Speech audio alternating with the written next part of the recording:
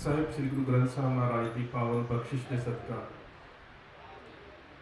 ਖਾਲਸਾ ਪੰਥ ਦਾ ਪ੍ਰਗਟ ਦਿਹਾੜਾ ਮਨਾ ਰਹੇ ਮੁਅੱਜ਼ਿਜ਼ ਹਾਜ਼ਰੀਨ, आओ सब तो पहला गुरुदेव पातशाह की बख्शिश मुकद्दस फतेह बुलंद करिए। प्यार सहित आखना जी वाहिगुरू जी का खालसा वाहिगुरू जी की फतेह। मंच के उपर सुशोभित मेरे बहुत ही सत्कारयोग निहाल सिंह जथेबंदियां के मुखी साहबान, सरदार सतनाम सिंह पन्नू हुणी जिहड़े किसान मजदूर संघर्ष कमेटी के प्रधान ने, संस्था एकस के हम बारक कनेडा जिन्हों के वालों ये प्रोग्राम उलीकिया गया है, पर शंभू मोर्चे वाली सारी टीम जिन्होंने दीप सिद्धू की अगवाई के इस जंग को पंजाब की होंद, पंजाब की खुद मुख्तियारी उस दे नाल एक विलक्षण रूप के बिरतांत सिरजन की कि साडा अगलेरा संघर्ष किवें दा होवेगा, उहदे उपर बहुत कार्य किया। मेरे बहुत ही सत्कारयोग सरदार अजमेर सिंह हुणी जिन्होंने सिख संघर्ष का नवेकले तरीके तो अध्ययन करके कौम की झोली के बहुत सारिया किताबां पाइया ने। मैं सारिਆਂ का तह दिलों धन्यवाद करदा। असी सारे तकरीबन किसानी के नाल जुड़े हुए लोग हाँ, किसी ना किसी रूप के साडा ज़रायत के नाल साडा खेती के नाल संबंध है। तो जदों असी खालसे के प्रगट दिवस की गल करते हैं, मेरे तो बाद सरदार अजमेर सिंह होना ने तुहाडे नाल विचार साझे करने ने, मैं सीमित समय के कुछ नुकते ही तुहाडे नाल साझे करने। साहिब श्री गुरु ग्रंथ साहब महाराज के दो 12 माह ने, 12 माह मास ते 12 माह तुखारी। वैसाख के बारे एक 12 माह के साहिब श्री गुरु ग्रंथ साहब महाराज के शब्द अंकित है, वैसाख धीरन क्यों वाढियां जिन्ना प्रेम विश्व। वैसाख हुण पहली गल तो यह है कि महीनों के नाम वैसाख है, चेत है, माघ है, ये कितने ना कितने आए होंगे ना, कुछ तो पिछोकड़ होगा। जिस तरह धरती सूरज के दुआले घूमती है, चंद्रमा धरती के दुआले घूमता है, तो उस रस्ते के 27 नक्षत्र आते हैं, तो जिस नक्षत्र के कोल उस महीने के कोल समय जिहड़ा चंद्रमा जिस नक्षत्र च हुंदा है, उस नक्षत्र के नाम के उपर महीने का नाम जिहड़ा वो रखा जाता है। मेघा नक्षत्र के कोल होवे महीने का नाम माघ हुंदा है, विशाखा नक्षत्र के कोल हुंदा है जदों चंद्रमा ते उहदे करके महीने का नाम वैसाख हुंदा है। अगली गल आ जाती है धीरन क्यों वाढियां।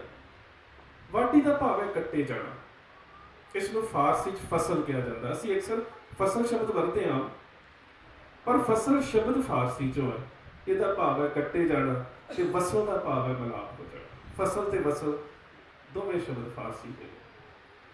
इसका मतलब है कि उन्हां लोकां नूं धीरज किवें आवे जिहड़े लोग परमात्मा दे नालों टुट चुके हैं, कट्टे जा चुके हैं। धीरन क्यों वाढियां जिन्ना प्रेम विछो।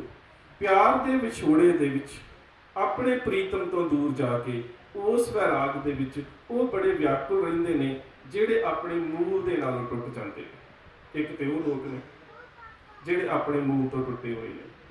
हुण इत्थे गल चली सी जात पात की, ते सच जाणिओ जिहड़ा जात पात नूं मनदा है, मैं सोचदा वो अपने मूल तो टुटिया होया है, उसनूं सिख समझना भी साडी नसमझी।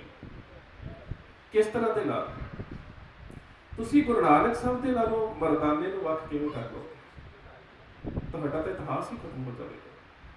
कट के वेखो गुरु नानक साहब के जीवन के विचों मरदाना, इतिहास खत्म हो जाएगा। मरदाना मरासी है, मरासी शब्द भी सामी भाषा के समैटिक लैंग्वेज के आया है, जिहदा भाव है विरासत नूं गाउण वाला। असीं सारे पिंडां च रहिंदे हैं, पर पिंडां दे विच मरासी बरादरी चों आउंदे ने, विआहां शादियां दे उपर साडे घरां विच साडी विरासत नूं गाउंदे ने, फिर फलाणा सिंह पुत्र फलाणा सिंह पुत्र फलाणा सिंह पुत्र फलाणा सिंह विरासत रखदे ने अपने कोल, इसे करके इसनूं मरासी कहा जाता है। ते संस्कृत दे विच कहा जाता है डूम। डूम का भाव है अत नीवीं जाति। हुण तुसीं वेखो, है तो उही समाज दे विच विचरण वाली जाति, पर जिसनूं देव भाषा कहा जाता, जिसनूं ब्राह्मण कहा जाता, वो उस विरासत गाउण वाले नूं शब्द दे रहा डूम। दूजे बन्ने शब्द दिता जा रहा विरासत। ਦੇ ਨਾਲ ਜੁੜਿਆ ਹੋਇਆ ਮਰਾਸੀ। ਤੇ ਹੁਣ ਤੁਸੀਂ ਗੁਰੂ ਨਾਨਕ ਸਾਹਿਬ ਨੂੰ ਤੇ ਮਰਦਾਨੇ ਨੂੰ ਵੱਖ ਕਿਵੇਂ ਕਰ ਸਕਦੇ ਹੋ? ਮਰਦਾਨੇ ਦੀ ਇੱਕ ਸ਼ਬਦ ਜਿਹੜਾ ਜਨਮ ਸਾਖੀ ਦੇ ਵਿੱਚ ਆਉਂਦਾ ਹੈ, ਗੁਰੂ ਨਾਨਕ ਸਾਹਿਬ ਦੇ ਨਾਲ ਵਾਰਤਾ ਦਾ, ਉਹਨੂੰ ਸਮਝਣ ਦੀ ਕੋਸ਼ਿਸ਼ ਕਰਿਓ। ਮਰਦਾਨੇ ਦੇ ਵਿੱਚ ਗੁਰੂ ਨਾਨਕ ਸਾਹਿਬ ਦੇ ਨਾਲ ਰਹਿ ਕੇ ਸ਼ਬਦ ਤੇ ਸੁਰ ਤੇ ਸੁਮੇਲ ਦੇ ਵਿੱਚੋਂ ਕਿਵੇਂ ਦੀ ਜ਼ਰੂਰਤ ਨੇ ਜਨਮ ਲਿਆ ਹੋਵੇਗਾ ਕਿ ਮਰਦਾਨਾ ਇੱਕ ਦਿਨ ਗੁਰੂ ਨਾਨਕ ਸਾਹਿਬ ਨੂੰ ਪਤਾ ਕੀ ਕਹਿੰਦਾ, ਬਾਬਾ ਤੇਰਾ ਤੇ ਮੇਰਾ ਕੋਈ ਅੰਤਰ ਨਾ ਤੂੰ, ਤੇਰੇ ਤੇ ਮੇਰੇ 'ਚ ਫਰਕ ਕੋਈ ਨਹੀਂ ਹੈ। ਤੈਂ ਖੁਦਾਏ ਦਾ ਡੂਮ ਤੇ ਮੈਂ ਤੇਰਾ ਡੂਮ, ਤੂੰ ਰੱਬ ਦਾ ਮਰਾਸੀ ਤੇ ਮੈਂ ਤੇਰਾ ਮਰਾਸੀ, ਤੇਰਾ ਕਹਿਆ ਖੁਦਾਈ ਮੰਨੇ ਤੇ ਮੇਰਾ ਕਹਿਆ ਤੂੰ ਮੰਨੇ, ਦੱਸ ਅੰਤਰ ਕਿੱਥੇ ਹੈ? ਹੁਣ ਇਹ ਸਮਝਣ ਵਾਲੀ ਗੱਲ ਹੈ ਕਿ ਮਰਦਾਨਾ ਗੁਰੂ ਨਾਨਕ ਸਾਹਿਬ ਨੂੰ ਕਹਿੰਦਾ ਕਿ ਬਾਬਾ ਤੇਰਾ ਤੇ ਮੇਰਾ ਅੰਤਰ ਕਿੱਥੇ, ਫਰਕ ਕਿੱਥੇ ਹੈ? ਤੂੰ ਰੱਬ ਦੇ ਗੁਣ ਗਾਉਂਦਾ ਹੈ, ਮੈਂ ਤੇਰੇ ਗੁਣ ਗਾਉਂਦਾ ਹੈ। ਤੂੰ ਰੱਬ ਦਾ ਮਰਾਸੀ ਹੈ, ਮੈਂ ਤੇਰਾ ਮਰਾਸੀ ਹੈ। ਤੇਰਾ ਕਿਆ ਰੱਬ ਮੰਨਦਾ, ਮੇਰਾ ਕਿਆ ਤੂੰ ਮੰਨਦਾ, ਦੱਸ ਫਰਕ ਕਿੱਥੇ ਹੈ? ਅੰਤਰ ਹੈ ਕਿੱਥੇ? ਹੁਣ ਇਸੇ ਗੱਲ ਨੂੰ ਕਲਗੀਧਰ ਪਾਤਸ਼ਾਹ ਗੁਰੂ ਗੋਬਿੰਦ ਸਿੰਘ ਮਹਾਰਾਜ ਨੇ ਜਦੋਂ ਖਾਲਸਾ ਪ੍ਰਗਟ ਕੀਤਾ, ਮਾਫ ਕਰਨਾ ਅਸੀਂ ਕਹਿ ਦਿੰਦੇ ਖਾਲਸੇ ਦਾ ਜਨਮ ਦਿਹਾੜਾ, ਗਲਤ ਹੈ ਸ਼ਬਦ। ਅਸੀਂ ਕਹਿ ਦਿੰਦੇ ਖਾਲਸਾ ਸਾਜਨਾ ਦਿਵਸ, ਗਲਤ ਹੈ ਸ਼ਬਦ। ਸ਼ਬਦ ਕੀ ਹੈ? ਗੁਰੂ ਨੇ ਤਾਂ ਪ੍ਰਗਟ ਕੀਤਾ ਹੈ। ਤੇ ਜਦੋਂ ਪ੍ਰਗਟ ਕੀਤਾ ਉਦੋਂ ਕਿਹਾ ਕੀ ਹੈ? ਜਿਨ ਕੀ ਜਾਤ ਪਾਤ ਕੁਲ ਮਾਹੀ, ਸਰਦਾਰੀ ਨਾ ਭਈ ਕਦਾਹੀ, ਤਿਨ ਹੀ ਕੋ ਸਰਦਾਰ ਬਣਾਉ, ਤਬੇ ਗੋਬਿੰਦ ਸਿੰਘ ਨਾਮ ਕਾ। ਖਤਮ ਹੋ ਗਈਆਂ ਜਾਤਾਂ ਪਾਤਾਂ ਉਸ ਵੇਲੇ, ਤੇ ਖਾਲਸੇ ਨੂੰ ਪ੍ਰਗਟ ਕੀਤਾ ਹੈ। ਜਿੱਥੇ ਸਾਜਿਆ ਸ਼ਬਦ ਆਵੇਗਾ ਨਾ, ਉੱਥੇ ਟੁੱਟਣਾ ਸ਼ਬਦ ਆ ਜਾਵੇਗਾ। ਜਿਹੜਾ ਸਾਜਿਆ ਜਾਂਦਾ ਹੈ, ਜਿਹੜਾ ਘੜਿਆ ਜਾਂਦਾ ਹੈ, ਉਹ ਟੁੱਟਦਾ ਹੈ। ਜਿਹੜਾ ਜਨਮਦਾ ਹੈ ਉਹ ਮਰਦਾ ਹੈ। ਪਰ ਜਿੱਥੇ ਪ੍ਰਗਟ ਸ਼ਬਦ ਆਵੇਗਾ ਨਾ, ਉਹਦਾ ਦੂਜਾ ਸ਼ਬਦ ਆਵੇਗਾ ਗੁਪਤ। ਤੇ ਪਰਮਾਤਮਾ ਦੇ ਦੋ ਰੂਪ ਨੇ, ਇੱਕ ਨਿਰਾਕਾਰ ਤੇ ਇੱਕ ਸਰਾਕਾਰ। ਤੇ ਮੇਰੇ ਗੁਰਦੇਵ ਪਾਤਸ਼ਾਹ ਨੇ ਸ਼ਬਦ ਵਰਤਿਆ, ਖਾਲਸਾ ਅਕਾਲ ਪੁਰਖ ਕੀ ਫੌਜ ਪ੍ਰਗਟਿਓ, ਖਾਲਸਾ ਪਰਮਾਤਮ ਕੀ। ਇਸੇ ਪ੍ਰਗਟ ਸ਼ਬਦ ਨੂੰ ਅਸੀਂ ਰੋਜ਼ ਅਰਦਾਸ ਦੇ ਵਿੱਚ ਗੁਰੂ ਦੇ ਸਾਹਮਣੇ ਕੀ ਕਹਿੰਦੇ ਆ? ਗੁਰੂ ਗ੍ਰੰਥ ਜੀ ਮਾਨਿਓ ਪ੍ਰਗਟ। ਹੁਣ ਉੱਥੇ ਜੋਤ ਵੀ ਪ੍ਰਗਟ ਹੈ ਤੇ ਖਾਲਸਾ ਜੁਗਤ ਵੀ ਪ੍ਰਗਟ ਹੈ। ਤੇ ਇਹ ਦੋਵੇਂ ਚੀਜ਼ਾਂ ਜਿਹੜੀਆਂ ਨੇ, ਤੁਸੀਂ ਇਸ ਗੱਲ ਨੂੰ ਵੇਖਣਾ ਹੈ ਕਿ ਜਦੋਂ ਜੋਤ ਤੇ ਜੁਗਤ, ਗ੍ਰੰਥ ਤੇ ਪੰਥ ਦੀ ਗੱਲ ਆਵੇ, ਬੰਦੇ ਜਿਉਣਗੇ ਸਰੀਰ ਕਰਕੇ, ਸੰਸਾਰ ਤੋਂ ਚਲੇ ਜਾਣਗੇ। ਜਿਨ੍ਹਾਂ ਦੇ ਸੰਸਾਰ ਕਰਕੇ ਜਨਮ ਦਿਨ ਮਨਾਏ ਜਾਣਗੇ, ਉਹਨਾਂ ਦੇ ਮਰਨ ਦੇਣ ਵੀ ਆਉਣਗੇ। ਪਰ ਖਾਲਸੇ ਪੰਥ ਦਾ ਤੇ ਗੁਰੂ ਗ੍ਰੰਥ ਦਾ ਕਦੀ ਵੀ ਜੋਤੀ ਜੋਤ ਦਿਵਸ ਨਹੀਂ ਆਵੇਗਾ।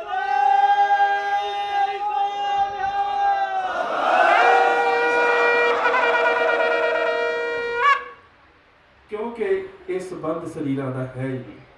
ਇਹ ਬੜੀ ਉੱਚੀ ਗੱਲ ਹੈ। ਇਸ ਗੱਲ ਨੂੰ ਸਮਝਣਾ ਪਵੇਗਾ ਕਿ ਖਾਲਸਾ ਪ੍ਰਗਟ ਕੀਤਾ ਗਿਆ ਗੁਰਦੇਵ ਪਾਤਸ਼ਾਹ ਨੇ, ਤੇ ਪ੍ਰਗਟ ਕੀਤੇ ਖਾਲਸੇ ਨੂੰ ਗੁਰੂ ਗ੍ਰੰਥ ਦੇ ਲੜ ਲਾਇਆ ਹੈ।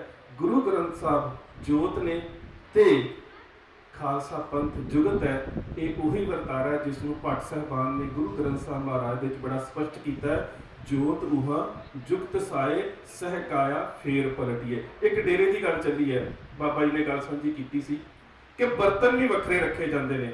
ਮਾਫ ਕਰਨਾ, ਉਹ ਤੇ ਉਹ ਡੇਰੇ ਨੇ ਜਿਨ੍ਹਾਂ ਨੂੰ ਮੈਂ ਸਿੱਖ ਹੀ ਨਹੀਂ ਮੰਨਦਾ। ਬਾਬਾ ਜੀ ਮੈਂ ਕੀ ਕਹਾਂ ਉਹਨਾਂ ਦੇ ਬਾਰੇ, ਕਿਉਂ ਨਹੀਂ ਮੰਨਦਾ? ਉਹ ਕਹਿੰਦੇ ਅਸੀਂ ਗੁਰੂ ਨਾਨਕ ਸਾਹਿਬ ਨੂੰ ਮੰਨਦੇ ਆ, ਗੁਰੂ ਗੋਬਿੰਦ ਸਿੰਘ ਨੂੰ ਨਹੀਂ ਮੰਨਦੇ। ਤੇ ਨੰਦ ਲਾਲ ਜੀ ਕਹਿੰਦੇ ਨੇ ਜਿਹੜਾ ਬੰਦਾ ਇਹ ਗੱਲ ਕਹਿੰਦਾ ਹੈ ਨਾ ਕਿ ਮੈਂ ਗੁਰੂ ਨਾਨਕ ਨੂੰ ਮੰਨਦਾ, ਮੈਂ ਗੁਰੂ ਗੋਬਿੰਦ ਸਿੰਘ ਨੂੰ ਨਹੀਂ ਮੰਨਦਾ, ਉਹ ਸਿੱਖ ਹੀ ਨਹੀਂ ਹੋ ਸਕਦਾ। ਕਿਉਂਕਿ ਨੰਦ ਲਾਲ ਗੰਜਨਾਮੇ 'ਚ ਕਹਿੰਦੇ ਨੇ, ਹਮੂ ਰਤਨ ਜ਼ੌਹਰ ਮਾਣਕ ਅਸਤ, ਹਮੂ ਗੁਰੂ ਗੋਬਿੰਦ ਨਾਨਕ ਅਸਤ। ਨਾਨਕ ਤੇ ਗੁਰੂ ਗੋਬਿੰਦ ਸਿੰਘ ਦੇ ਵਿੱਚ ਤੇ ਕੋਈ ਭੇਦ ਹੀ ਨਹੀਂ ਹੈਗਾ। ਜਿਹੜਾ ਇਹਨਾਂ ਦੇ ਵਿੱਚ ਭੇਦ ਕਰਦਾ, ਸਿੱਖ ਕਿਵੇਂ ਹੋ ਸਕਦਾ? ਉਹ ਤਾਂ ਸਿੱਖ ਹੋ ਹੀ ਨਹੀਂ ਸਕਦਾ।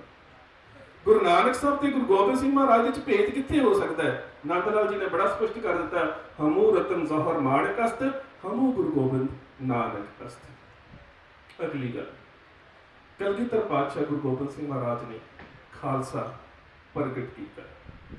ਉਸ ਪ੍ਰਗਟ ਕੀਤੇ ਖਾਲਸੇ ਦੇ ਸਾਹਮਣੇ ਜਿਹੜੇ ਪੰਜ ਪਿਆਰੇ ਰੂਪ ਦੇ ਵਿੱਚ ਪੰਜ ਨਾਮ ਨੇ, ਉਹ ਕੇਵਲ ਤੇ ਕੇਵਲ ਸਾਨੂੰ ਲੱਗਦਾ ਹੈ ਕਿ ਸਰੀਰਾਂ ਦੇ ਨਾਮ ਨੇ, ਪਰ ਉਹ ਸਿੱਖੀ ਦੇ ਪੰਜ ਬਹੁਤ ਵੱਡੇ ਸੰਕਲਪ ਨੇ।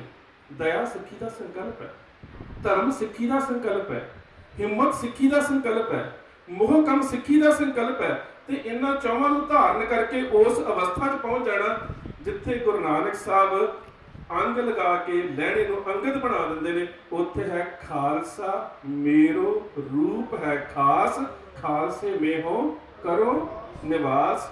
ਖਾਲਸਾ ਮੇਰੋ ਸੱਜਣ ਸੂਰਾ, ਖਾਲਸਾ ਮੇਰੋ ਸਤਿਗੁਰ ਪੂਰਾ, ਖਾਲਸਾ ਮੇਰੋ ਇਸ਼ਟ ਸੁਹਿਰਦ, ਖਾਲਸਾ ਮੇਰੋ ਕਹੀਅਤ ਬਿਰਦ, ਹਉ ਖਾਲਸੇ ਕੋ ਖਾਲਸਾ ਮੇਰੋ ਓਤ ਪੋਤ ਸਾਗਰ ਬੰਦੇਰੋ। ਹੁਣ ਮੈਂ ਤੁਹਾਨੂੰ ਇੱਕ ਉਦਾਹਰਨ ਦੇਵਾਂ। ਪਾਤਸ਼ਾਹ ਕਹਿੰਦੇ ਖਾਲਸਾ ਮੇਰੇ 'ਚ ਇਸ ਤਰ੍ਹਾਂ ਸਮਾ ਗਿਆ ਜਿਸ ਤਰ੍ਹਾਂ ਸਮੁੰਦਰ ਦੇ ਵਿੱਚ ਬੂੰਦ। ਤੇ ਕੀ ਸਮੁੰਦਰ ਦੇ ਵਿੱਚ ਪਾਈ ਗਈ ਬੂੰਦ ਨੂੰ ਕੋਈ ਬੰਦਾ ਦੁਬਾਰਾ ਸਮੁੰਦਰ 'ਚੋਂ ਕੱਢ ਸਕਦਾ? ਨਹੀਂ ਕੱਢ ਸਕਦਾ। ਪਰ ਸਮੁੰਦਰ ਇੱਕ ਚੀਜ਼ ਨੂੰ ਆਪਣੇ 'ਚ ਨਹੀਂ ਰੱਖਦਾ। ਇੱਕ ਛੋਟੀ ਜਿਹੀ ਮੱਛੀ ਵੀ ਸਮੁੰਦਰ 'ਚ ਮਰ ਜਾਵੇ ਨਾ, ਤੇ ਸਮੁੰਦਰ ਦਾ ਸੁਭਾਅ ਹੈ ਕਿ ਮੁਰਦਾ ਚੀਜ਼ ਨੂੰ ਕੱਢ ਕੇ ਬਾਹਰ ਮਾਰਦਾ। ਤੇ ਜਿਹੜੇ ਅੱਜ ਵੀ ਜਾਤ ਪਾਤ 'ਚ ਫਸੇ ਨੇ ਨਾ, ਉਹ ਨੇ ਜਿਨ੍ਹਾਂ ਨੂੰ ਕਲਗੀਧਰ ਪਾਤਸ਼ਾਹ ਨੇ ਕਿਹਾ ਸੀ, ਜਬ ਜੈ ਗਹਿ ਵਿਪਰਨ ਕੀ ਰੀਤ ਮੈਂ ਨਾ ਕਰੂੰ ਇਨਕੀ, ਉਹ ਸਾਡਾ ਹਿੱਸਾ ਹੀ ਹੈ। ਕਿਉਂਕਿ ਗੁਰੂ ਨੇ ਕਿਹਾ ਕਿ ਮੇਰੀ ਪ੍ਰਤੀਤ ਦਾ ਪਾਤਰ ਉਹ ਬਣ ਸਕਦਾ ਹੈ ਜਿਹੜਾ ਮੇਰੇ 'ਚ ਅਭੇਦ ਹੋ ਗਿਆ, ਤੇ ਜਿਹੜਾ ਉਹਦੇ 'ਚ ਅਭੇਦ ਹੋ ਗਿਆ ਉਹ ਉਹਦਾ ਰੂਪ ਬਣ ਗਿਆ। ਤੇ ਜਿਹੜਾ ਉਹਦਾ ਰੂਪ ਬਣ ਗਿਆ ਉੱਥੇ ਫਿਰ ਜਾਤ ਪਾਤ ਜਿਹੜੀ ਹੈ ਉਹ ਖਤਮ ਹੋ ਜਾਂਦੀ, ਜਿਹੜਾ ਉਹਦਾ ਰੂਪ ਬਣ ਗਿਆ। ਹੁਣ ਗੱਲ ਕਰ ਲਈ ਅਸੀਂ ਦਇਆ ਦੀ, ਕਿਉਂਕਿ ਵਕਤ ਬਾਬਾ ਜੀ ਨੇ ਕਿਹਾ ਸੀ ਥੋੜੇ ਸਮੇਂ 'ਚ ਸਮਾਪਤ ਕਰਨਾ ਹੈ। ਮੈਂ ਛੋਟੀਆਂ ਛੋਟੀਆਂ ਉਦਾਹਰਨਾਂ ਦਊਂਗਾ।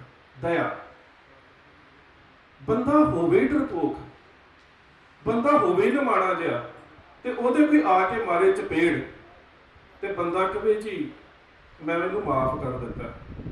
ਦਰਅਸਲ ਉਹ ਮਾਫੀ ਨਹੀਂ ਹੁੰਦੀ, ਕਿਉਂਕਿ ਉੱਥੇ ਤੇ ਬੰਦਾ ਜੁਰਤ ਤੇ ਹਿੰਮਤ ਰੱਖਦਾ ਹੀ ਨਹੀਂ ਹੁੰਦਾ, ਉਹ ਤਾਂ ਆਪਣਾ ਆਪ ਬਚਾ ਰਿਹਾ ਹੁੰਦਾ। ਦਰਅਸਲ ਦਇਆ ਦੀ ਗੱਲ ਉੱਥੇ ਹੁੰਦੀ ਜਿੱਥੇ ਤੁਹਾਡੇ ਕੋਲ ਮਾਣ ਹੁੰਦਾ ਹੋਵੇ ਤੁਸੀਂ ਫੇਰ ਵੀ ਨਿਮਾਣੇ ਰਹੋ, ਜਿੱਥੇ ਤੁਹਾਡੇ ਕੋਲ ਤਾਣ ਹੋਵੇ ਤੁਸੀਂ ਫੇਰ ਵੀ ਨਿਤਾਣੇ ਰਹੋ, ਜਿੱਥੇ ਤੁਹਾਡੇ ਕੋਲ ਬਲ ਹੋਵੇ ਨਾ ਤੁਸੀਂ ਫੇਰ ਵੀ ਅਗਲੇ ਤੇ ਬਲ ਪ੍ਰਯੋਗ ਨਾ ਕਰੋ। ਇਹਨੂੰ ਕਹਿੰਦੇ ਨੇ ਦਇਆ।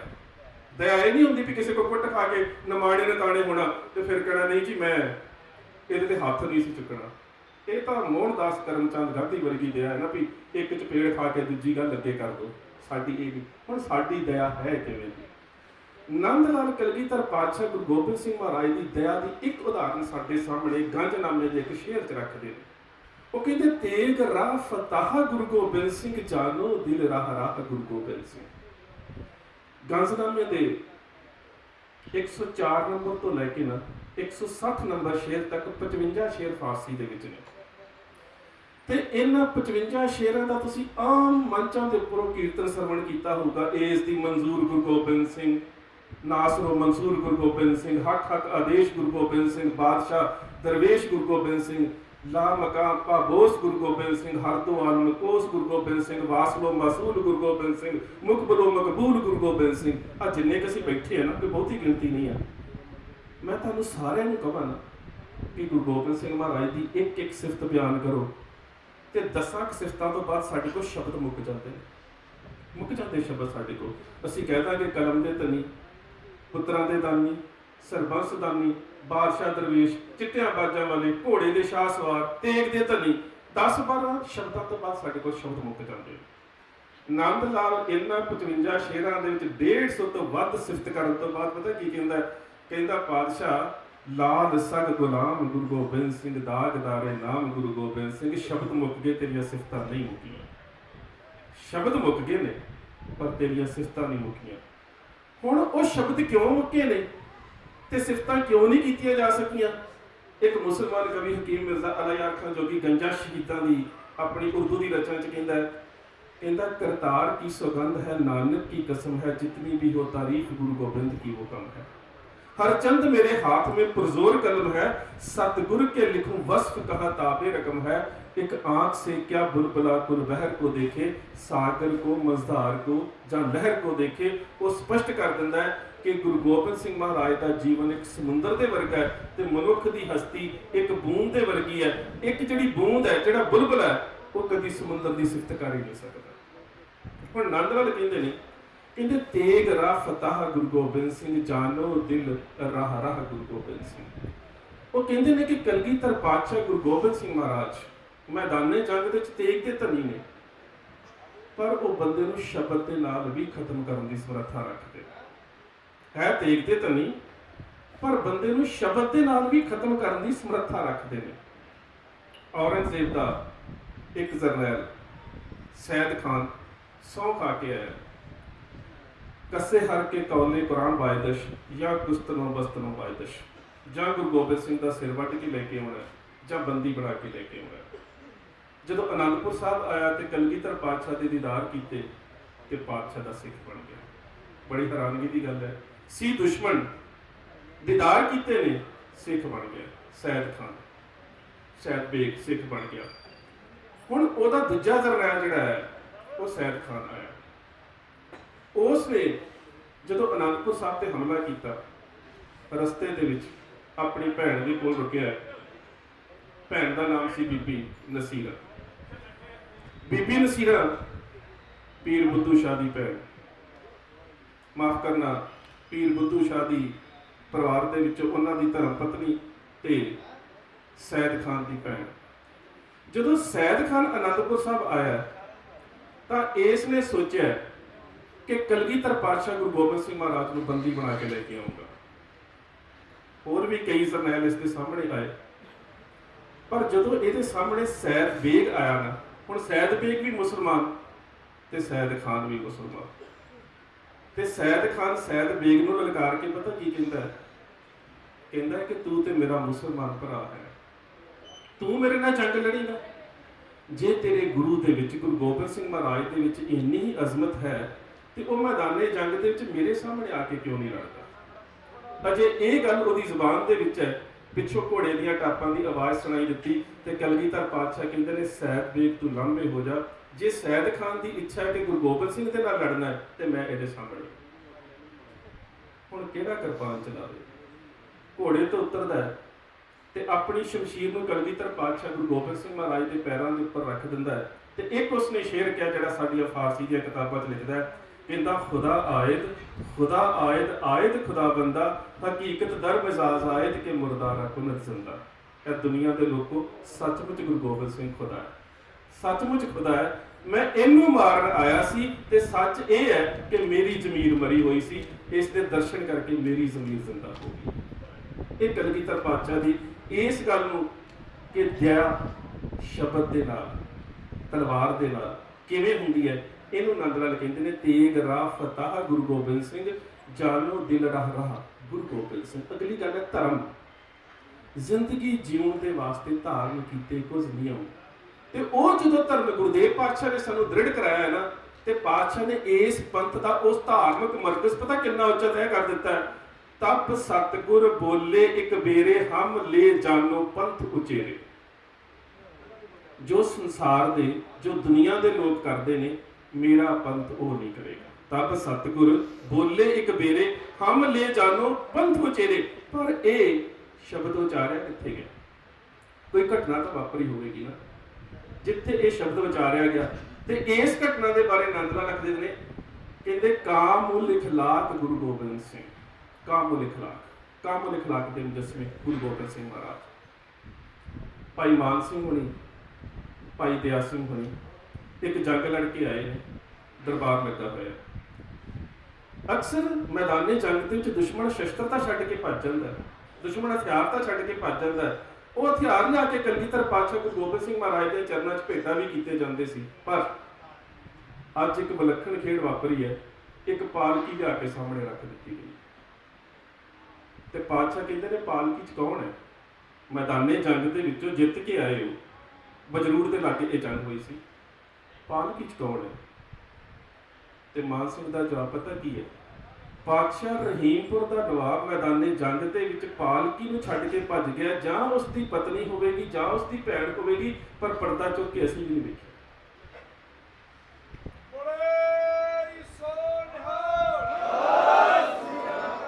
ਪਰਦਾ ਚੁੱਕ ਕੇ ਅਸੀਂ ਵੀ ਨਹੀਂ ਵੇਖਿਆ। ਤੇ ਇਹ ਜਿਹੜੀ ਰਹੀਮਪੁਰ ਦੇ ਨਵਾਬ ਦੀ ਜਦੋਂ ਉਸ ਪਾਲਕੀ ਦਾ ਪਰਦਾ ਚੁੱਕਿਆ ਗਿਆ, ਉਸ ਦੀ ਪਤਨੀ ਸੀ। ਤੇ ਰਹੀਮਪੁਰ ਖਾਨ ਦੇ ਨਵਾਬ ਦੀ ਜਿਹੜੀ ਪਤਨੀ ਹੈ ਉਹ ਨਾਹਰ ਖਾਨ ਦੀ ਬੇਟੀ ਸੀ। ਨਾਹਰ ਖਾਨ ਉਹੀ ਜਰਨੈਲ ਹੈ ਜਿਹੜਾ ਸ਼ੇਰ ਮੁਹੰਮਦ ਖਾਨ ਮਲੇਰਕੋਟਲੇ ਵਾਲੇ ਦਾ ਭਰਾ ਸੀ ਤੇ ਚਮਕੌਰ ਦੀ ਜੰਗ ਦੇ ਵਿੱਚ ਕਲਗੀਧਰ ਪਾਤਸ਼ਾਹ ਗੁਰੂ ਗੋਬਿੰਦ ਸਿੰਘ ਮਹਾਰਾਜ ਦੇ ਹੱਥੋਂ ਮਾਰਿਆ ਗਿਆ ਸੀ, ਜਿਸ ਦਾ ਜ਼ਿਕਰ ਗੁਰੂ ਪਾਤਸ਼ਾਹ ਨੇ ਜ਼ਫਰਨਾਮੇ 'ਚ ਵੀ ਕੀਤਾ ਹੈ। ਚੂਦੀਤਮ ਬਾ ਨਾਹਰ ਬਾ ਆਮਦ ਬਾ ਜੰਗ, ਚਸ਼ੀਤੇ ਚੱਕੇ ਤੀਰ ਮਨ ਬੇਦਰੰਗ। ਕਿ ਜਦੋਂ ਨਾਹਰ ਖਾਨ ਮੇਰੇ ਸਾਹਮਣੇ ਆਇਆ ਤੇ ਮੈਂ ਆਪਣੇ ਕਮਾਨ ਦੇ ਵਿੱਚ ਤੀਰ ਚੜਾ ਕੇ ਛੱਡਿਆ ਤੇ ਉਹਨੂੰ ਮੈਦਾਨੇ ਜੰਗ ਦੇ ਵਿੱਚ ਸੁੱਟ ਦਿੱਤਾ। ਜ਼ਫਰਨਾਮੇ 'ਚ ਉਸਦਾ ਨਾਮ ਲੈ ਕੇ ਗੁਰੂ ਸਾਹਿਬ ਨੇ ਜ਼ਿਕਰ ਕੀਤਾ ਹੈ, ਚੂਦੀਤਮ ਬਾ ਨਾਹਰ ਬਾ ਆਮਦ ਬਾ ਜੰਗ, ਚਸ਼ੀਤੇ ਯੱਕੇ ਤੀਰ ਮਨ ਬੇਦਰੰਗ। ਹੁਣ ਦੁਸ਼ਮਣ ਦੀ ਬੇਟੀ, ਦੁਸ਼ਮਣ ਦੀ ਪਤਨੀ ਗੁਰੂ ਦੇ ਦਰਬਾਰ ਦੇ ਵਿੱਚ ਦੁਸ਼ਮਣ ਛੱਡ ਗਿਆ ਤੇ ਸਿੱਖ ਪਤਾ ਕੀ ਕਹਿੰਦੇ ਨੇ, ਕੁਛ ਜਿਹੜੇ ਬਹੁਤ ਪੱਕੇ ਨਹੀਂ ਹੁੰਦੇ। ਹਰ ਸੰਘਰਸ਼ ਦੇ ਵਿੱਚ ਇਵੇਂ ਦੇ ਲੋਕ ਕੁਝ ਹੁੰਦੇ ਨੇ। ਕਹਿੰਦੇ ਸਗਲ ਤੁਰਕ ਭੁਗਵੇ ਹਿੰਦੇ ਵਾਣੀ, ਕਿ ਪਾਤਸ਼ਾਹ ਉਹ ਵੀ ਤਾਂ ਲੜਕੀਆਂ ਨੂੰ ਚੁੱਕ ਕੇ ਲੈ ਜਾਂਦੇ ਨੇ, ਤੇ ਜੇ ਇੱਕ ਸਾਡੇ ਹੱਥ ਆ ਗਈ ਤਾਂ ਕੀ ਹੋ ਗਿਆ। ਉੱਥੇ ਫਿਰ ਕਲਗੀਧਰ ਪਾਤਸ਼ਾਹ ਨੇ ਕਿਹਾ ਨਹੀਂ, ਇਸ ਨੂੰ ਵਾਪਸ ਛੱਡ ਕੇ ਆਓ। ਤਬ ਸਤਿਗੁਰ ਬੋਲੇ ਇੱਕ ਮੇਰੇ ਹਮ ਲੈ ਜਾਨੋ ਪੰਥ ਉਚੇ ਨੇ। ਇਹ ਉਹਦੇ ਤੋਂ ਵੀ ਔਖਾ ਕੰਮ ਸੀ।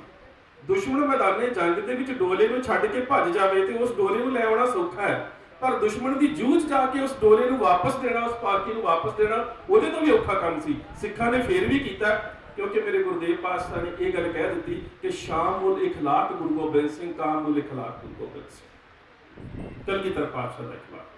ਤੇ ਜਦੋਂ ਇਹ ਦੋ ਚੀਜ਼ਾਂ ਮਨੁੱਖ 'ਚ ਆ ਜਾਂਦੀਆਂ ਨੇ, ਦਇਆ ਵੀ ਆ ਜਾਂਦੀ ਹੈ, ਧਰਮ ਵੀ ਆ ਜਾਂਦੀ ਹੈ, ਉਸ ਤੋਂ ਬਾਅਦ ਹਿੰਮਤ। ਤੇ ਹਿੰਮਤ ਦੇ ਬਾਰੇ ਤੇ ਮੇਰੇ ਖਿਆਲ ਨਾਲ ਇਤਿਹਾਸ ਦੇ ਵਿੱਚ ਕਲਗੀਧਰ ਪਾਤਸ਼ਾਹ ਗੁਰੂ ਗੋਬਿੰਦ ਸਿੰਘ ਮਹਾਰਾਜ ਦੇ ਜੀਵਨ ਦੇ ਵਿੱਚ ਜਿੰਨੀਆਂ ਮਿਸਾਲਾਂ ਨੇ, ਉਹ ਮੇਰੇ ਖਿਆਲ ਨਾਲ ਦੁਨੀਆ ਦੇ ਕਿਸੇ ਇਤਿਹਾਸ ਦੇ ਵਿੱਚ ਕਿਸੇ ਵੀ ਯੋਧੇ ਦੇ ਜੀਵਨ ਦੇ ਵਿੱਚੋਂ ਇੰਨੀ ਲੱਭਦੀਆਂ।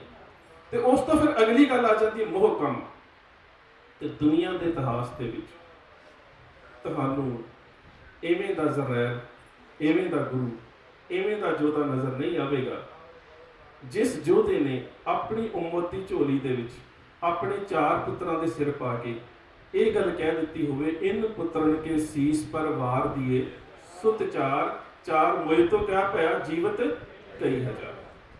ਜਿੱਥੇ ਕਲਗੀਧਰ ਪਾਤਸ਼ਾਹ ਗੁਰੂ ਗੋਬਿੰਦ ਸਿੰਘ ਮਹਾਰਾਜ ਔਰੰਗਜ਼ੇਬ ਨੂੰ ਜ਼ਫਰਨਾਮਾ ਲਿਖਦੇ ਨੇ ਨਾ, ਉਹਦੇ 'ਚ ਜਦੋਂ ਆਪਣੇ ਫਰਜ਼ੰਦਾਂ ਦੀ ਸ਼ਹਾਦਤ ਦੀ ਗੱਲ ਕਰਦੇ ਨੇ ਤੇ ਸ਼ਬਦ ਪਤਾ ਕੀ ਵਰਤੇ ਨੇ, ਚੀਹਾ ਸ਼ੁੱਧ ਕੇ ਕੀ ਹੋ ਗਿਆ। ਬੜੀ ਅਹਿਮ ਗੱਲ ਹੈ, ਚੀਹਾ ਸ਼ੁੱਧ ਕੇ ਕੀ ਹੋ ਗਿਆ। ਬਚਗਾ ਕੁਸ਼ਤਾਚਾਰ ਕਿ ਬਾਕੀ ਬਿਮਾਰਦਸਤ ਪੇਚੀ ਦਾ ਮਾਰ। ਕਿਤੇ ਅਫਸੋਸ ਨਹੀਂ ਜ਼ਿੰਦਗੀ ਦੇ ਵਿੱਚ।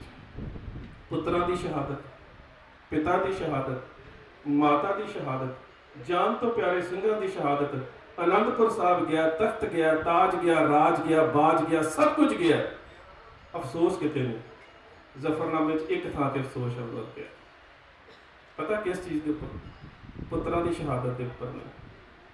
ਅਫਸੋਸ ਸ਼ਬਦ ਉੱਥੇ ਵਰਤਿਆ, ਕਹਿੰਦੇ ਤੇਰਾ ਇੱਕ ਜਰਨੈਲ ਔਰੰਗਜ਼ੇਬ ਸਹੁੰ ਖਾ ਕੇ ਆਇਆ ਸੀ ਕਿ ਗੁਰੂ ਗੋਬਿੰਦ ਸਿੰਘ ਦਾ ਸਿਰ ਵੱਢਣਾ, ਪਰ ਜਦੋਂ ਮੈਦਾਨੇ ਜੰਗ 'ਚ ਮੇਰੇ ਸਾਹਮਣੇ ਆਇਆ ਤੇ ਮੈਂ ਉਸ ਨੂੰ ਤੱਕਿਆ ਨਾ ਕਿ ਆ ਖਾਜ਼ਾ ਮਰਦੂਦ ਸਾਇਆ ਦੀ ਵਾਰ ਪਾ ਮੈਦਾਨਾ ਆਬਦ ਪਾ ਮਰਦਾਨਾ ਵਾਰ, ਤੇਰੇ ਜਰਨੈਲ ਨੇ ਆਪਣਾ ਸਿਰ ਕੰਧ ਦੇ ਉੱਲੇ ਕਰ ਲਿਆ ਤੇ ਗੁਰੂ ਗੋਬਿੰਦ ਸਿੰਘ ਦੀ ਆਤਮਾ ਨੇ ਇਜਾਜ਼ਤ ਨਹੀਂ ਦਿੱਤੀ ਕਿ ਜਿਹੜਾ ਦੁਸ਼ਮਣ ਮੈਦਾਨੇ ਜੰਗ 'ਚ ਮਰਦਾਂ ਵਾਂਗੂ ਨਾ ਲੜੇ ਉਹਦੇ ਤੇ ਵਾਰ ਕੀਤਾ ਜਾਏ। ਦਰੇਗਾ ਅਫਸੋਸ ਅਗਰ ਰੂਏ ਉਹ ਦੀਦ ਮੇ ਬਜਕ ਤੀਰ ਲਾਚਾਰ ਬਖਸ਼ੀਦ ਮੇ, ਕਿਤੇ ਤੇਰਾ ਜਰਨੈਲ ਮਰਦਾਂ ਵਾਂਗੂ ਸਾਹਮਣੇ ਆ ਕੇ ਲੜਦਾ ਤੇ ਮੈਂ ਉਹਦੇ ਤੇ ਵੀ ਇੱਕ ਤੀਰ ਦੀ ਬਖਸ਼ਿਸ਼ ਕਰ ਦਿੰਦਾ।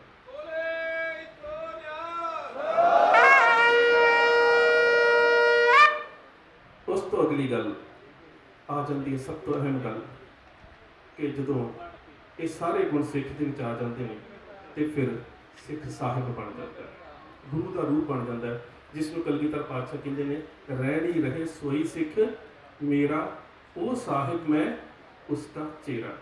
ਔਰ ਉਹ ਬਿਲਕੁਲ ਉਹੀ ਵਰਤਾਰਾ ਹੈ ਜਦੋਂ ਗੁਰੂ ਨਾਨਕ ਸਾਹਿਬ ਲਹਿਣੇ ਨੂੰ ਅੰਗਤ ਬਣਾ ਦਿੰਦੇ ਨੇ। ਸੋ ਜਦੋਂ ਅੱਜ ਅਸੀਂ ਖਾਲਸੇ ਦਾ ਪ੍ਰਗਟ ਦਿਹਾੜਾ ਮਨਾ ਰਹੇ ਹਾਂ ਤਾਂ ਇਹਨਾਂ ਦੋ ਚੀਜ਼ਾਂ ਨੂੰ ਸਮਝਣ ਦੀ ਬੜੀ ਲੋੜ ਹੈ ਕਿ ਖਾਲਸਾ ਜੁਗਤ ਹੈ, ਪੰਥ ਜੁਗਤ ਹੈ, ਗ੍ਰੰਥ ਜੋਤ ਹੈ। ਔਰ ਪੰਥ ਔਰ ਗ੍ਰੰਥ ਜਿਹੜਾ ਇਹਦਾ ਰਿਸ਼ਤਾ ਇਵੇਂ ਦਾ ਹੈ ਕਿ ਜਿਸ ਰਿਸ਼ਤੇ ਨੂੰ ਸਾਡੇ ਪ੍ਰਾਤਨ ਸਰੋਤਾਂ 'ਚ ਆਉਂਦਾ ਹੈ ਕਿ ਜਿਸ ਵੇਲੇ ਗੁਰਬਖਸ਼ ਸਿੰਘ ਸ਼ਹੀਦ ਹੋਣ ਲੱਗੇ ਤੇ ਉਹਨਾਂ ਨੇ ਇੱਕ ਗੱਲ ਬੜੇ ਪਿਆਰ ਦੇ ਵਿੱਚ ਕਹੀ ਸੀ, ਪੰਥ ਜੋ ਰਹਾ ਤੋ ਗ੍ਰੰਥ ਕੀ ਰਹੇਗੀ ਨਾਥ, ਪੰਥ ਜੋ ਨਾ ਰਹਾ ਤੋ ਗ੍ਰੰਥ ਕੌਣ ਮਾਨੇਗਾ। ਗ੍ਰੰਥ ਔਰ ਪੰਥ ਨੂੰ ਕਦੀ ਵੱਖ ਕਰਕੇ ਨਹੀਂ ਵੇਖਿਆ ਜਾ ਸਕਦਾ। ਅੱਜ ਬੇਸ਼ੱਕ ਬੜੀਆਂ ਗੱਲਾਂ ਕਰਦੇ ਨੇ ਜੀ, ਕਿਸਾਨੀ ਸੰਘਰਸ਼ ਦੇ ਵਿੱਚ ਧਰਮ ਦੀ ਗੱਲ ਨਾ ਹੋਵੇ, ਮੈਂ ਦਾਅਵੇ ਨਾਲ ਕਹਿੰਦਾ ਕਿਸਾਨ ਦੇ ਜੀਵਨ 'ਚ ਧਰਮ ਕੱਢ ਕੇ ਦੱਸ ਦਿਓ। ਡਿਬੇਟ ਕੀਤੀ ਜਾ ਸਕਦੀ, ਕਿਸਾਨ ਦੇ ਜੀਵਨ 'ਚ ਧਰਮ ਕੱਢ ਕੇ ਦੱਸ ਦਿਓ। ਧਰਮ ਦਾ ਮੂਲ ਕੀ ਹੈ? ਧਰਮ ਦਾ ਮੂਲ ਸਵਾਲ ਗੁਰੂ ਨਾਨਕ ਸਾਹਿਬ ਨੇ ਮਨੁੱਖ ਨੂੰ ਕੀਤਾ ਨਾ, ਕਿਵ ਸਚਿਆਰਾ ਹੋਵੀਏ, ਤੇ ਉਹਦਾ ਜਵਾਬ ਕੀ ਹੈ? ਹੁਕਮ ਰਜਾਈ ਚੱਲਣਾ। ਕਿਸਾਨ ਤੋਂ ਬਾਅਦ ਹੁਕਮ ਤੇ ਰਜਾ 'ਚ ਕੌਣ ਰਹਿੰਦਾ? ਸਭ ਤੋਂ ਵੱਧ ਉਸਦਾ ਜੀਵਨ ਹੁਕਮ ਦੇ ਵਿੱਚ, ਸਭ ਤੋਂ ਵੱਧ ਉਸਦਾ ਜੀਵਨ ਹੈ ਰਜ਼ਾ ਦੇ ਵਿੱਚ। ਕਿਵੇਂ ਇਸ ਚੀਜ਼ ਨੂੰ ਵੱਖ ਕਰਕੇ ਦਿੱਤਾ ਜਾ ਸਕਦਾ? ਤੇ ਜਿਸ ਜ਼ਮੀਨ ਦੀ ਜੰਗ ਤੁਸੀਂ ਅੱਜ ਲੜ ਰਹੇ ਹੋ, ਅਸੀਂ ਕਈ ਵਾਰੀ ਕਹਿੰਦੇ ਨੇ ਖਾਲਸਾ ਪਿਓਰਟੀ ਸ਼ੁੱਧ, ਬਿਲਕੁਲ ਨਹੀਂ ਹੈ। ਕਲਗੀਧਰ ਪਾਤਸ਼ਾਹ ਨੇ ਸ਼ਬਦ ਕਿੱਥੋਂ ਲਿਆ?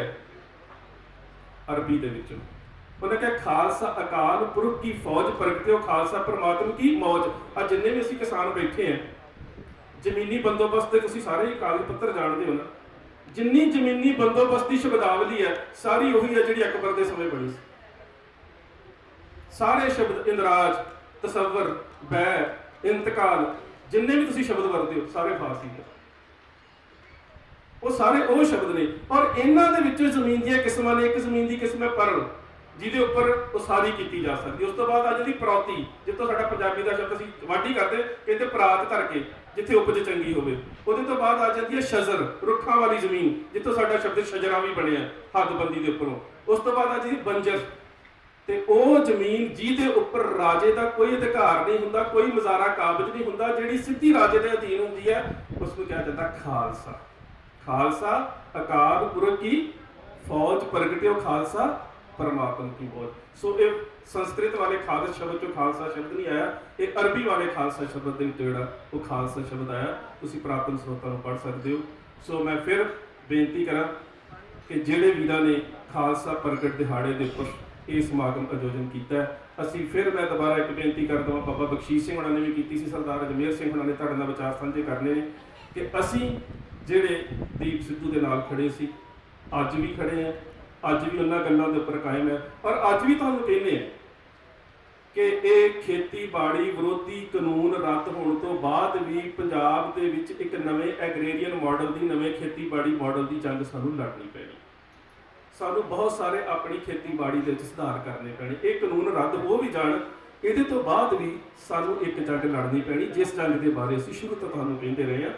ते उस दे वास्ते भी तुहानूं साडा नवा खेतीबाड़ी मॉडल की होवे, ਅਸੀਂ किस तरह के नाल खेतीबाड़ी करनी है, साडी वपारक हद्दां की होण, MSP जिहड़ी है ਉਹਦੇ आधार की होण, ਜਾਂ ਸਾਡੀਆਂ ਜਿਹੜੀਆਂ ਜਾਂ स्वामीनाथन रिपोर्ट की भी ਅਸੀਂ ਗੱਲ कर ਲਈਏ, ਉਹਦੇ ਵਿੱਚ ਕਿਹੜੀਆਂ ਸਿਫਾਰਸ਼ਾਂ ਨੇ ਕਿਵੇਂ ਲਾਗੂ ਹੋਣ।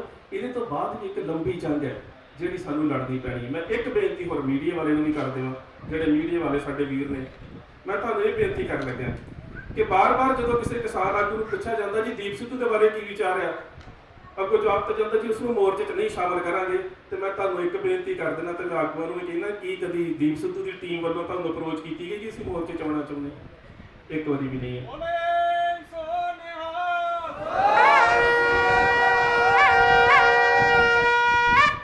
ਜਦੋਂ ਜੰਗ ਕਿਸਾਨੀ ਦੀ ਲੜਨੀ ਹੈ ਤੇ ਠੀਕ ਹੈ, ਸਾਡੀ ਮਾਝੇ ਵਾਲੀ ਜਥੇਬੰਦੀ, ਮੈਂ ਵੀ ਮਾਝੇ ਦਾ ਰਹਿਣ ਵਾਲਾ ਹਾਂ, ਔਰ ਇਸ ਜਥੇਬੰਦੀ ਦਾ ਸਾਡੇ ਮਾਝੇ ਦੇ ਪਿੰਡਾਂ ਦੇ ਵਿੱਚ ਬਹੁਤ ਜ਼ਿਆਦਾ ਆਧਾਰ ਹੈ। ਔਰ ਬਹੁਤ ਲੰਬੇ ਸਮੇਂ ਤੋਂ ਸਤਨਾਮ ਸਿੰਘ ਪੰਨੂ ਹੋਣਾ ਨੇ, ਸਰਵਣ ਸਿੰਘ ਹੋਣਾ ਨੇ ਉਸ ਇਲਾਕੇ ਦੇ ਵਿੱਚ ਮਿਹਨਤ ਕੀਤੀ ਹੈ। ਅਸੀਂ ਜਥੇਬੰਦੀਆਂ ਦੇ ਨਾਲ ਕਿਸੇ ਨਾ ਕਿਸੇ ਰੂਪ 'ਚ ਜੁੜੇ ਹੋਏ ਹਾਂ, ਪਰ ਇਹਦਾ ਮਤਲਬ ਇਹ ਵੀ ਨਹੀਂ ਹੈ ਕਿ ਜਿਹੜਾ ਕਿਸਾਨ ਜਥੇਬੰਦੀ ਨਾਲ ਨਹੀਂ ਜੁੜਿਆ ਉਹ ਆਪਣੀ ਜ਼ਮੀਨ ਦੇ ਵਾਸਤੇ ਸੰਘਰਸ਼ ਨਹੀਂ ਕਰ ਸਕਦਾ। ਹਰ ਕਿਸਾਨ ਦਾ ਫਰਜ਼ ਹੈ ਕਿ ਉਹ ਜ਼ਮੀਨ ਦੇ ਵਾਸਤੇ, ਇਹਨਾਂ ਹੱਕਾਂ ਦੇ ਵਾਸਤੇ, ਇਹਨਾਂ ਕਾਨੂੰਨਾਂ ਦੇ ਵਿਰੋਧ ਦੇ ਵਿੱਚ ਆਪਣਾ ਸੰਘਰਸ਼ ਜਿਹੜਾ ਕਰੇ, ਆਪਣਾ ਯੋਗਦਾਨ ਪਾਵੇ। ਇੰਨੀਆਂ ਕੁ ਬੇਨਤੀਆਂ ਪ੍ਰਵਾਨ। ਫਤਿਹ ਦੀ ਸਾਂਝ ਪ੍ਰੇਮ ਸਾਹਿਬ ਤੱਕਣਾ ਜੀ। ਵਾਹਿਗੁਰੂ ਜੀ ਕਾ ਖਾਲਸਾ, ਵਾਹਿਗੁਰੂ ਜੀ ਕੀ ਫਤਿਹ।